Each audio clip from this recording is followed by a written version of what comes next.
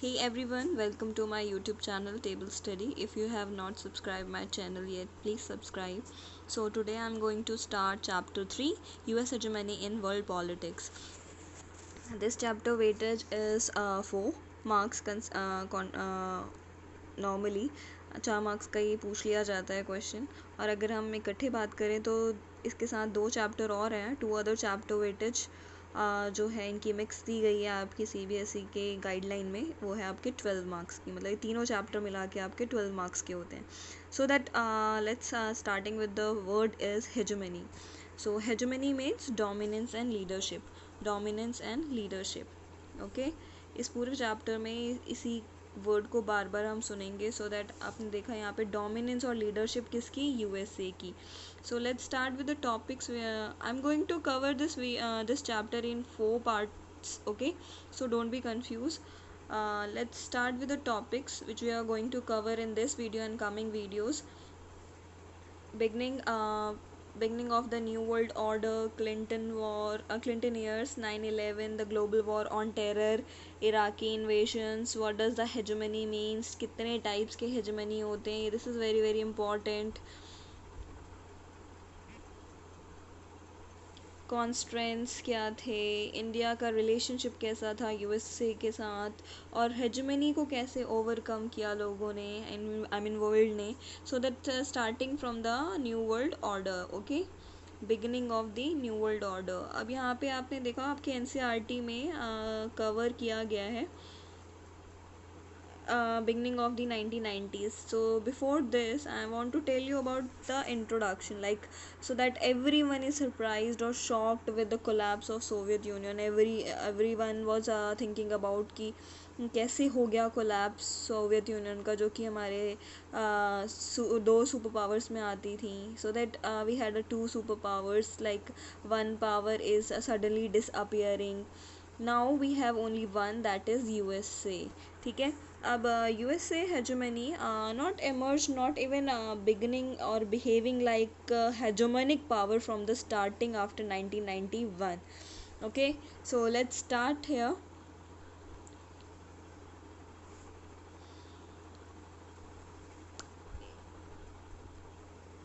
Nineteen 1990s में Iraq ने invade किया था कुवैत पे, उसके ऊपर कब्ज़ा करने के लिए. ठीक है, अब कब्ज़ा क्यों करना चाहता था इराक कुवैत पे, इसके लिए आपको मैप देखना पड़ेगा. कोई भी चीज़ें हैं उसके लिए आपको मैप एक बार आप गो थ्रू हो जाइएगा, so that you can easily understand what was the reason behind, and you can easily identify the location of Iraq and Kuwait. So here, this is Iraq, this is Kuwait. Kuwait is very very small, and Iran, Bahrain, this is your Saudi Arabia.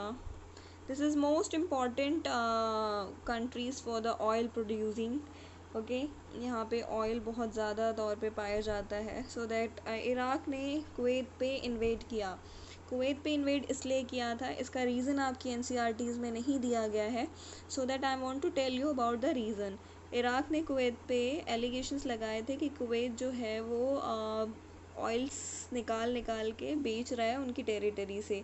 ठीक है, अब इस चीज़ पे इन लोगों ने काफ़ी इनकी debates हुई थी, डिप्लोमेटिक डिसीजंस भी आए थे आपस में, इन्होंने पॉलिटिकल डिसीजंस भी लिए थे, तो उसका कोई सॉल्यूशन निकला नहीं. तो फाइनली जब इराक ने कुवैत पे अटैक किया, तो कुवैत के जितने भी लोग थे वो भाग के सऊदी अरेबिया आ गए.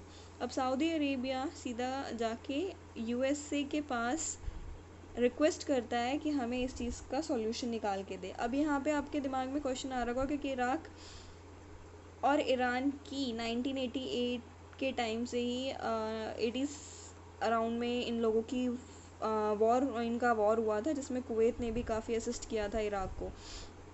लेकिन आफ्टरवर्ड इराक को असिस्ट कर रहा था USA और ईरान को असिस्ट कर रहा था USSR, just because of this only, कि इराक को असिस्ट करने के लिए USA ने हाँ भरी थी, बिकॉज यहाँ पे ईरान के पीछे USSR था. सो फाइनली यहाँ पे सऊदी अरेबिया का जो रिलेशनशिप था USA के साथ वो काफ़ी अच्छा था, तो सडनली उन्होंने यहाँ से असिस्ट करने के बजाय सऊदी अरेबिया में आके कुवैत की हेल्प करना ज़रूरी समझा. तो यहाँ पे काफ़ी सारे टेरिटरी को पूरा सील कर दिया गया था। यहाँ पे कुवैत को काफ़ी ज़्यादा हेल्प मिली थी इस चीज़ से, सो दैट यहाँ पे 660 ट्रूप्स जो थे यूएन के साथ मिलके पूरे के पूरे लगाए गए थे। Now coming to the point, so that उस टाइम जो यूएन का जो डिसीजन था वो सब ने वेलकम किया था, सो दैट वहाँ पे जो H.W. बुश जो थे उन्होंने एक नया न्यू वर्ल्ड ऑर्डर निकाला, जिसके अंदर मैं बता दूँ आपको, new world order means like refer to any period of history, we can say that the dramatic change in the political thoughts, like कोई भी एक बड़ा चेंज पॉलिटिकल थाट में लाना और बैलेंसिंग ऑफ पावर करना, वो इस न्यू वर्ल्ड ऑर्डर में डिक्लेयर किया गया था। लाइक इस पूरे वॉर को गल्फ़ वॉर के नाम से भी जाना जाता है, और इसमें mainly the frequent question is what is gulf war, generally 1 marks में पूछा जाता है इस चीज़ को। सो फाइनली यहाँ पे यूएन के साथ मिलके यूएस से 660 ट्रूप्स, जो आपकी एनसीईआरटी का ये बहुत अच्छा डाटा है, इसको आप याद कर लीजिएगा, 34 कंट्रीज़ के साथ मिलकर यहाँ पे इराक़ पे अटैक किया था। और इस पूरे अटैक को ऑपरेशन डेजर्ट स्टॉर्म या फिर फर्स्ट गल्फ़ वॉर के नाम से जाना जाता है, जिसके अंदर यूएस ने कुवैत की हेल्प करी थी, किसको हराने के लिए, इराक़ को, ओके। और इसके साथ कोलिशन फोर्स बनाई गई थी 668,000 ट्रूप्स जो थे, जिसके अंदर से 75% जो ट्रूप्स थे वो आपके इकलौते यूएसए से थे, ठीक है। बाकी अदर जो नेटो ग्रुप बनाया गया था इनका, उनके साथ से थी, ठीक है। So now coming to the next, अब ये वॉर जो था वो बहुत ही ज़्यादा ड्रास्टिक चल रहा था, मतलब ओवरवेलमिंग था, कोई रोक नहीं सकता था। It reveal the vast technological gap that had open between the US military capability and other countries. Like USA का एक अपना अलग ही लेवल था, जिसके अंदर यूएस काफ़ी ऑलरेडी इन्वेस्ट कर चुका था अपने मिलिट्री कैपेबिलिटी को बढ़ाने के लिए, या फिर अपने मिलिट्री वेपन्स को बढ़ाने के लिए। तो यहाँ पे जो टेक्नोलॉजिकल गैप आ रहा था यूएस का और अदर कंट्रीज़ का, वो बहुत ही ज़्यादा वाइड था, ठीक है।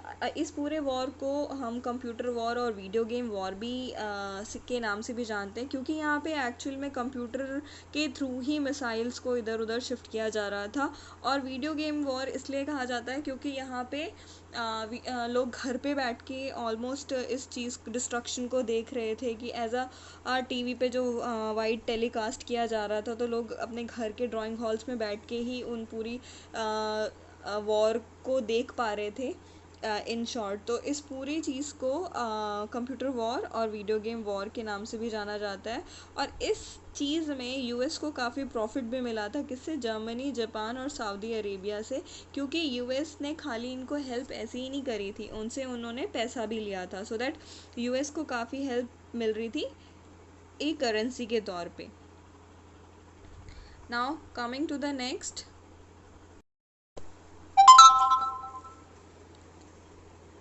The Clinton years.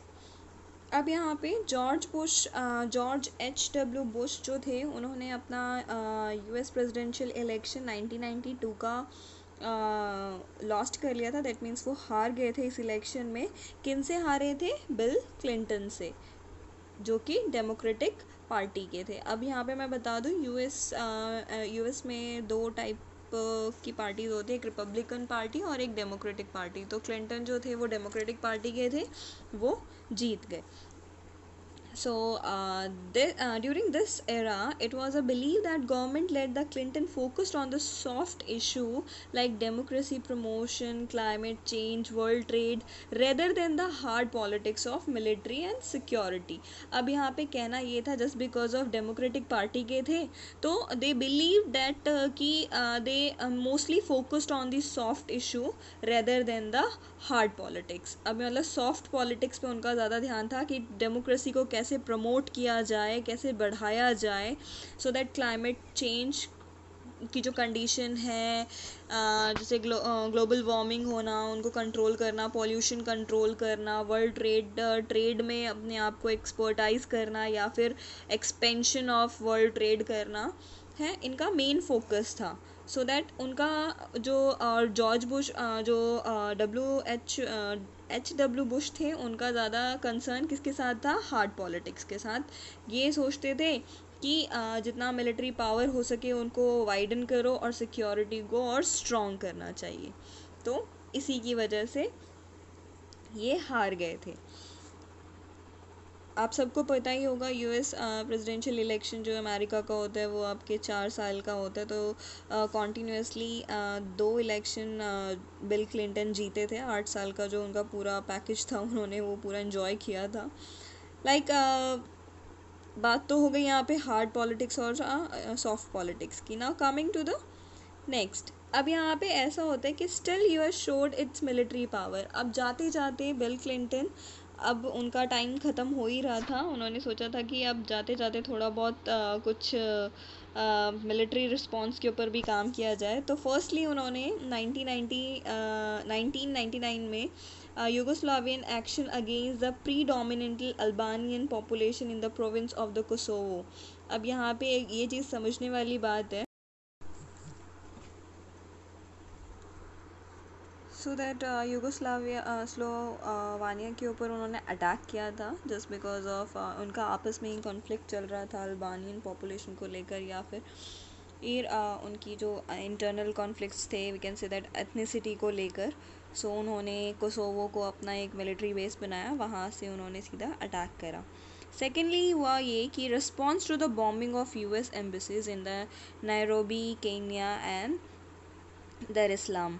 अब यहाँ पे जो यूएस की एम्बेसीज थी उनके ऊपर बॉम्बिंग हुई थी। सो अब इस चीज़ को सही करने के लिए या इस चीज़ को आइडेंटिफाई करने के लिए यूएस ने ऑपरेशन इन्फिनाइट रीच लॉन्च किया। अब यहाँ पे was series of the cruise missile strike on al Qaeda terrorist target in the Sudan and Afghanistan. अब यहाँ पे इन लोगों ने काफ़ी सारी अपनी मिसाइल्स, जो क्रूज मिसाइल्स थी, 2 टाइप की मिसाइल होती है अगर मैं आपको बताऊँ तो। एक होती है बम्बार्डिंग वाली और एक क्रूज मिसाइल। क्रूज मिसाइल क्या होता है कि बहुत ही लॉन्ग डिस्टेंस पे और बहुत ही ज़्यादा डिस्ट्रक्शंस क्रिएट करते हैं। तो ये वाली, और ये थोड़ा लोअर लेवल पे फ्लाई करते हैं।